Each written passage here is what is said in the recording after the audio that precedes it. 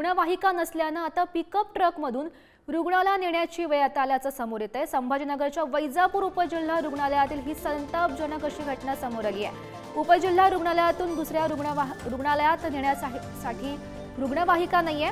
प्रकृती खालावल्यानंतर दुसऱ्या रुग्णालयात नेण्यासाठी रुग्णवाहिका उपलब्ध नसल्याने आता चक्क ट्रकमधून नेण्याची वेळ आता आल्याचं समोर येत आहे। आणि या संदर्भात अधिकची माहिती देत आहेत आमचे प्रतिनिधी नितीन थोरात सध्या आपल्या सोबत आहेत।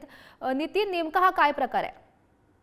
अगदी खरं आहे गौरी, संभाजीनगरच्या वैजापूर उपजिल्ह्यातला हा धक्कादायक प्रकार आहे। आणि एक रुग्णाला त्याने विष प्राशन केलं होतं आणि विष प्राशन केल्यानंतर त्याला संभाजीनगरच्या वैजापूर उपजिल्हा रुग्णालयामध्ये उपचारासाठी दाखल करण्यात आलं होतं। मात्र त्याची प्रकृती चिंताजनक बनत चालल्याने त्याला घाटीमध्ये डॉक्टरने रेफर करण्याचं सांगितलं। त्यानंतर त्याला ते तात्काळ रुग्णवाहिका न मिळाल्याने त्याच्या नातेवाईकांनी थेट त्याला एका ट्रकमध्ये हा सगळा रुग्णाला घेऊन जाण्याचा हा धक्कादायक प्रकार घडला आहे। आणि अशा धक्कादायक प्रकारामध्ये नेमकं प्रशासनाचं काय मत आहे आपण ते देखील जाणून घेण्याचा प्रयत्न करतो।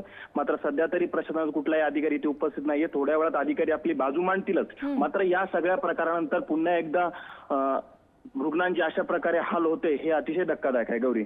हो, नक्कीच नितीन, धक्कादायकच असा हा प्रकार म्हणावा लागेल। धन्यवाद दिलेल्या माहितीसाठी।